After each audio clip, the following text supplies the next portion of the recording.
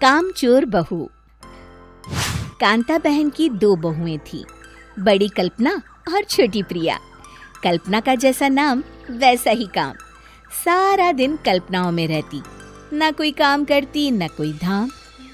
अरे कल्पना बहू, जरा अच्छी सी चटनी पीसते, आज कुछ मजेदार खाने का मन है। पेट में जलन हो जाएगी माँ जी बुढ़ापे में, और वैसे भी मेरा काम करने का वक्त शाम का है, अब प्रिया को ही बोल दो। इतना कहकर कल्पना वहाँ से चली जाती है। कांता कल्पना के ऐसे रवैये से काफी परेशान रहती हैं। मैं बना देती हूँ माँ चटनी, ऐसा बोलकर प्रिया माँ को चटनी बनाकर प्लेट में खाने को देती है कि तभी वहाँ कल्पना आ जाती है। अरे वाह चटनी, जरा चख कर तो देखूं, बड़े दिन हो गए। अरे नहीं बहू, तू तो रहने ही दे चटनी खाना, पेट में जलन हो जाएगी।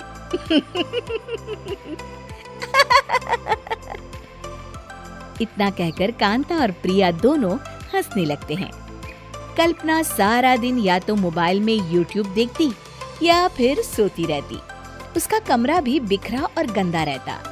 एक दिन कल्पना का पति अशोक उससे कहता है, अरे कल्पना, जानवर भी उस जगह को साफ कर लेता है जहाँ वो बैठता है, तुम तो इंसान हो, कैसे इतने गंदे कमरे में रह लेती हो?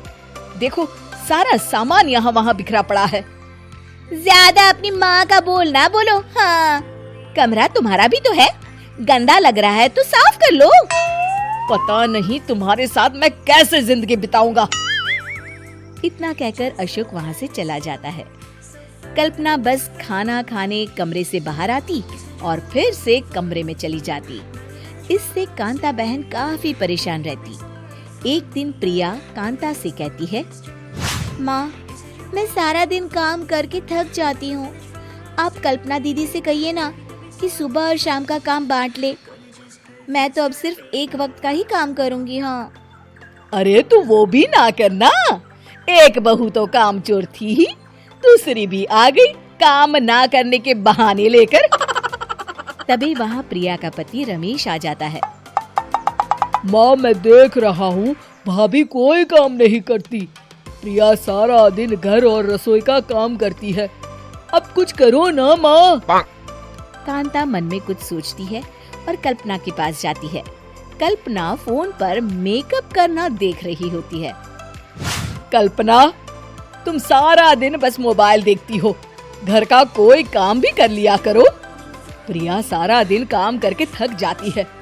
आज से मैंने फैसला किया है, एक वक्त का काम तुम करोगी, सुबह का खाना तुम बनाओगी और रात का प्रिया। आप लोगों ने काम को हव्वा बना रखा है। अरे पता नहीं थोड़ा सा ज्यादा काम करने में आप लोग घबरा क्यों जाते हैं। और हाँ, बहुत ज्यादा प्रिया की तारीफ मत करिए मेरे सामने, बड़ी बहू तो मैं ही रहूंगी। मैं कुछ नहीं जानती, कल सुबह मुझे वक्त से खाना चाहिए, रसोई में आ जाना, वरना कल से तुझे खाना नहीं मिलेगा। अगली सुबह कल्पना रसोई में नहीं आती है। वो देर से सोकर उठती है और बाहर आकर कहती है, अरे भूख लगी है, आज खाने में क्या है? इतनी देर हो गई, आज किसी ने मुझे उठाया भी नहीं, पता नहीं कहाँ है सब। कल्पना को घर में कोई नहीं दिखता। वो रसोई की तरफ जाती है जहाँ बड़ा सा ताला लगा होता है। अरे रसोई में ताला? ओ, मैं तो भूल ही गई थी। माँ ने आज से सुबह का खाना मुझे बनाने को कहा था। हे भगवान, इतने लोगों का खाना बनाना क्या आसान है? तभी घर के सारे सदस्य बाहर से वापस आते हैं। वाह माँ जी, मजा आ गया छोले भटूरे खाकर। मेरे मुंह में तो अभी भी स्वाद आ रहा है। अरे कल्पना, तेरे भरोसे रहते तो हम तो भूखे ही रह जाते। कल्पना को बहुत गुस्सा आ जाता है। अब बहुत हो गया, आज से मैं अपनी रसोई अलग कर रही हूँ, मैं अपना खाना खुद बना लिया करूँगी। कल्पना अपनी रसोई अलग कर लेती है, पर आए दिन उसका देर से उठना और काम न करने की आदत से वो भूखी ही रह जाती थी। उसी के सामने घर के लोग अच्छे अच्छे पकवान खाते और कामचोर कल्पना को जैसे तैसे ही खाना बनाकर खाना पड़ता। पर एक दिन तो हद ही हो गई।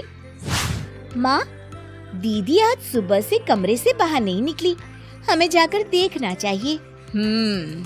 सो रही होगी कामचोर कहीं की, पर तुम कहती हो तो चलो देख लेते हैं उसे।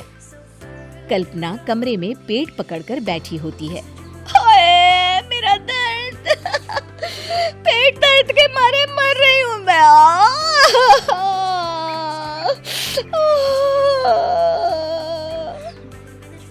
अरे दीदी, क्या हुआ? पेट में दर्द क्यों हो रहा है? डॉक्टर को दिखाया आपने? माँ। कल्पना खड़ी होती है और माँ जी के पास आती है। मुझे माफ कर दीजिए, अब से मैं सारे काम में मदद करूंगी, कभी आलस और काम चोरी नहीं करूंगी। हाँ, वो तो ठीक है, लेकिन अचानक क्या हो गया जो तू काम करने को तैयार हो गई? कामचोर कल्पना। माँ, लगातार बासी और उल्टा पुल्टा खाना खाने के कारण मेरे पेट में इन्फेक्शन हो गया है। काम न करना पड़े इसलिए मैं 2 दिन का खाना एक दिन ही बना लेती थी। बासी और खराब खाना खाने के कारण लेने के देने पड़ गए। पेट में दर्द हो रहा है। चलो अच्छा हुआ, देर आए दुरुस्त आए।